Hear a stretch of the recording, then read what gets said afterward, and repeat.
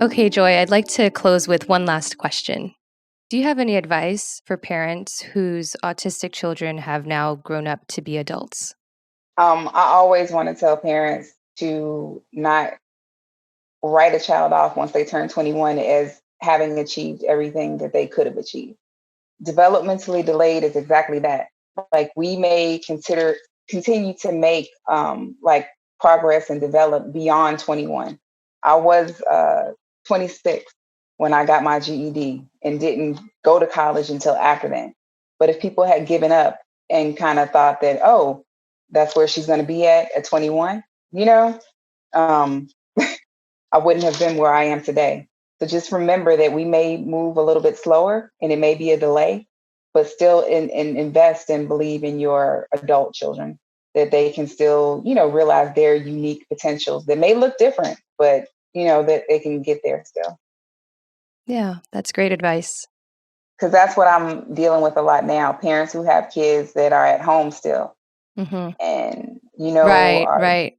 dealing with different issues. And like lately I started a adult support group because I have a lot of them that are doing stuff like excessive masturbation and things like that. But it's because they want to be in a relationship. And so it's not necessarily the sexual thing.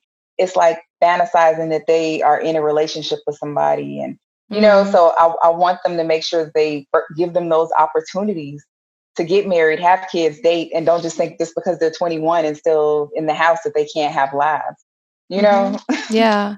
That's where I'm leaning towards as to trying to serve. I have, DCFS will take our kids at a higher rate than drug addicts just because we have autism, and think that we can't parent. So I think that it's a civil rights issue that they try to throw us in a neurotypical parenting class.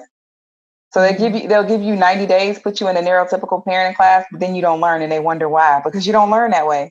Right. So I think that somebody needs to come up with a class for parenting for adults. So I'm moving towards more just helping adults. I have a lot of adults that I'm dealing with that are either at home or in residential or in group home. And it's a lot of different issues because people just give up on us once we turn 21.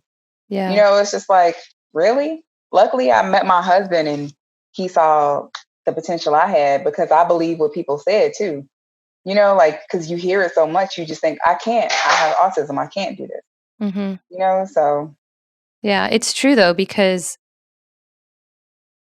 at least in the US, there aren't so many services for adults. Yeah. Like job Once you turn training. 21, it's over. And I'm gonna tell you what I'm really pissed off about.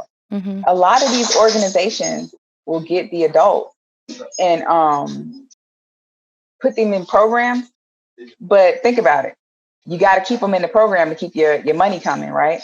So they put them in like these internships or volunteer positions, but never give them real meaningful employment.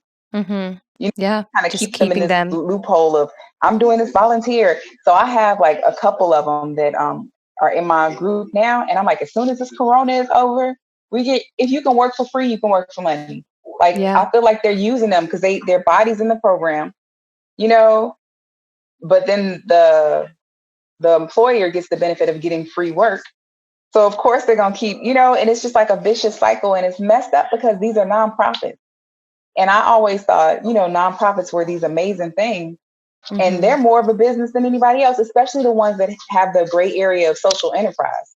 They have created business, like it's really crazy. It's worse than corporations. And I'm like, I feel like they're using them, What do you just for think can be done funding. about that? Somebody, organizations that are run by autistics need to start coming because we, we're going to help. We have the best interest of us. Yeah. So we need more people in place that are there for us, and if you think about it, a lot of us are really rigid when it comes to fairness. We don't lie, we don't cheat, so we're going to make sure that we ensure that we get, because they don't even realize it. They just think, oh, that's all I can do. I can only volunteer. I can only do internships. I can, and it's like, no, I took 3 people out of a program that I was working for and I got them jobs within a month and they're all still there. Essential workers working through the corona. But yet their entire lives, they were told that they had to go to this day program and only do volunteer work, sweeping, doing janitorial services. You've been watching Autism Knows No Borders. If you like this video, please give it a thumbs up and subscribe to our channel. Also, we'd love to hear from you, so let us know what you think in the comments section. Click here to watch this interview in its entirety. You can also find us on your favorite podcast app. Tune in each week for engaging conversations of how people across the globe are inspiring change and building community. Thanks for watching. Take care.